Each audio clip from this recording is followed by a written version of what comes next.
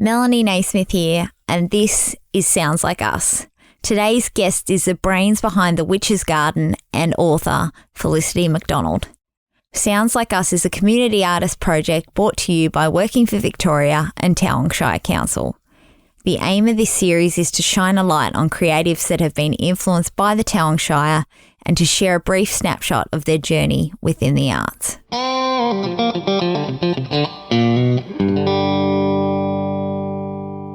So Felicity McDonald, thank you for coming on Sounds Like Us. And there's so many different layers to you, but I am extremely intrigued by The Witch's Garden. Now, I won't shut you down from your other layers at all, but I know there's a little bit of a background to that. And I was wondering, can you just tell me about your link to the area and the conceptualisation of The Witch's Garden and how it came about? Oh, sure. Well, we moved here 37 years ago to be in the earth moving business, but I always wanted to be an artist. So when we moved here, that was my hopes. And when children came along, I thought, well, I'll still be able to paint, but in reality, your time is pretty limited when you have children. You really need to focus on them. So I packed the paints away for some time and I began a garden instead because I thought, well, I could be creative outside, which would nurture my creativity, and it could be an activity that the children could also be involved in. So that was the beginnings of creating a garden. So there was a paddock around the house. We just had a house in the middle of a paddock, just less than 2 acres, but fortunately right by the Middle River. And I just looked at that paddock and I thought, right, that's my new canvas. Chased the cows out, drew out a plan, submitted it to management, being my husband, and because he does earth moving, he created the different levels in the garden, strictly according to the plan, of course. That was the beginning of it, because I didn't want just a flat canvas. I just thought, well, look, let's go really 3D on this, the whole hog. So we created different levels, sunken gardens and little hills and waterfall ponds and a lake with a Monet bridge over it eventually. I love how you've just said you submitted it to management.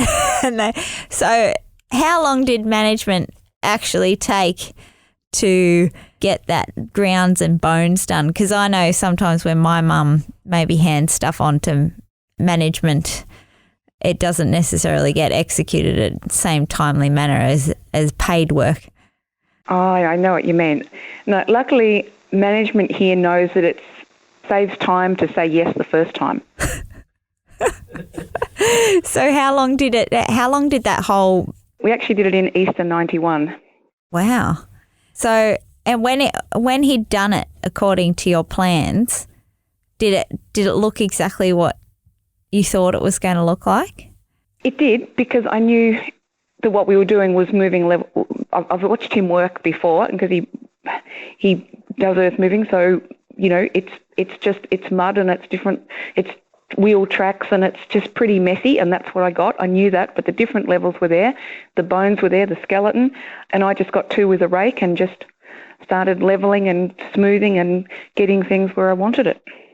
Oh, wow. It sounds amazing, and a definite respect to the knowledge of what your husband does, obviously, to have an idea of what he's capable of and also what it would look like and what plans that you had to draw. So from that time in 91 till now, is it still ever evolving?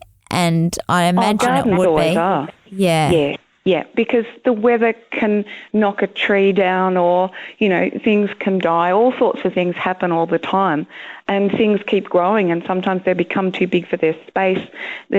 Gardens are ever evolving, constantly changing. A garden is never finished, and I wouldn't want it to be. I couldn't live in something that was too controlled or contrived. I'd like to live in, it looks like nature's taken a hand in it. Mm-hmm. So from 91, how long till you opened it to the public, and why did you open it to the public? Oh, gosh, well, that was really embarrassing, actually, because, don't know, being a bit of just a bit of a twit, I don't know. Just being really proud of my early efforts. I actually thought it was worth seeing, and I find it hilarious now when I look back on the old photographs and I just see trees that are not even a metre tall and brand new steps, and it's honestly, there's nothing worth seeing. unless you've got vision and you can go, okay, this will be great, I'll come back in 20 years.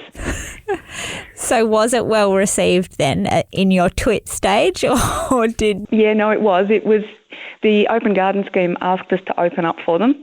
So I guess that was a bit of recognition that maybe we're on the right path. So we did. We've opened up for them very early days. The garden wasn't even, only maybe 8 years old when we opened up for them for the first time, I think. That's actually quite advanced. But considering it come from a paddock, yeah. I can appreciate this because I grew up on a farm, and to find somewhere with established trees to move to is so rare and shouldn't be. Like, to start everything from scratch. Like, I know my family have done it before. We've gone from having a very established garden to then moving to one with just nothing, like you're saying. And it's amazing to sort of watch the establishment, but it's also a painstaking watch as well. So you've done very well with your patience side of things. That was pretty easy, really, because with 4 little children growing up, the days flew by. Just as you can imagine, with 4 kids, you've barely got time. The sun comes up, there's the rush to get them out to school. There's all the chores while they're out, and then they come back and they need food, and there's washing, and they need time and loving and reading too, and it's all wonderful and it's fun. But the years pass so quick, and before you know it, the trees have grown. So can you tell me, Felicity, where the name The Witch's Garden came from? Gosh, we hadn't been here that long, and we had little children, and I went down the river with them one day, and while we were down there throwing stones about in the river and having some fun, I picked a bunch of hemlock flowers, which hemlock is naturalised in the area. It was brought out by the Chinese during the gold times, and it's an extremely poisonous plant. If you look it up, it was used by Socrates. That was the poison, is the form of execution that was used when he was sentenced to death. He had to drink wine laced with hemlock.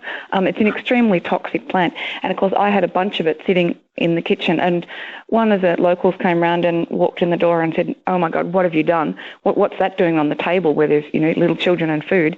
And I had no idea. But anyway, I read up on it when the mobile library came round, back in the days before internet, and was so intrigued by the fact that the toxicity of this plant and its amazing history. I just thought, I need to know more about these things. So the word witch is actually an old Germanic word, and it means someone who heals using plants. So a herbalist, if you like, of old. So every time we get a plant in the garden, I always research then how it was used, whether it was a food, a medicine, or a poison. That's amazing. That's a much better story than I thought that it was going to be. And so originally you were trying to poison all the kids in the valley, and then it turned into a beautiful story where you're now a herbalist and research everything. That just makes me think of, I know that hollyhocks from our garden, you're not supposed to let animals near them, and oleander are the two that I'm always told are very poisonous. Hollyhocks, I'll have to look that up. I know digitalis, foxglove, is a definite no. But then it's a fascinating plant because of its ability to regulate the heart. Foxgloves is one too. I know that Mum's told me that.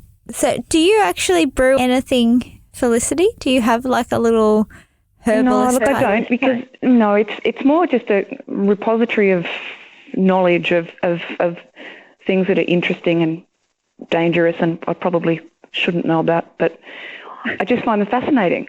It's to have the time to brew something would be, amazing, and live potions and things, but I'm not quite sure how the legalities of doing something like that. And if someone, could imagine, you could not always have a successful scenario.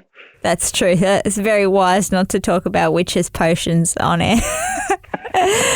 Felicity, you told me a little bit off mic earlier about how you wrote a story about the Witch's Garden that won an award. Can you tell me about that, please? Well, that was for the Eileen Mitchell Writing Award, the Corryong Writers' Prize, which I was lucky enough to do well in 2018.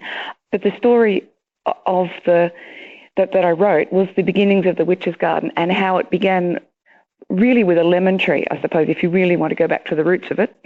Gardening pun. Is that is a lemon tree. And it was a dear old, because when we moved there, it was just a little house in a paddock, and it had no garden, and I didn't want to be a gardener. I just wanted to be a painter. And then one by one, children came along and went to visit an old auntie, and she politely asked me about my garden, and I said, I don't have one. There's nothing there. It's no trees, no garden, nothing. And she said, well, what, not even a lemon tree? And I said, no, there's nothing. And she said, well, you should plant one. And I said, well, actually, because we're just earth moving in the area, we feel we'll finish in a few years, we'll move on to another area, and, we don't intend to settle here forever. And she said, so you're not going to plant one because you won't get to benefit from it? She said, well, that's very selfish. And I said, ooh, she's a bit right there. It is actually. So I planted a lemon tree, and, funnily enough, here I am enjoying those lemons now. But I do tell everyone that because I think it's such an important thing, is to plant trees. You mentioned that earlier about, trees and watching them grow with your parents when you were a kid. And it's so important. I think if we plant a tree, that can always be taken out. But if you don't plant it, it's just not there. What a lovely sentiment.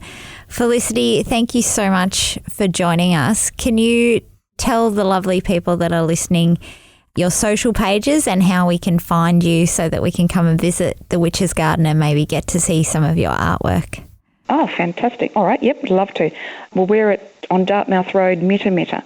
So you can just Google the Witch's Garden. You'll find us. We're on Facebook, the Witch's Garden at Mitta, Instagram, all the usual areas that you look for. You'll find us.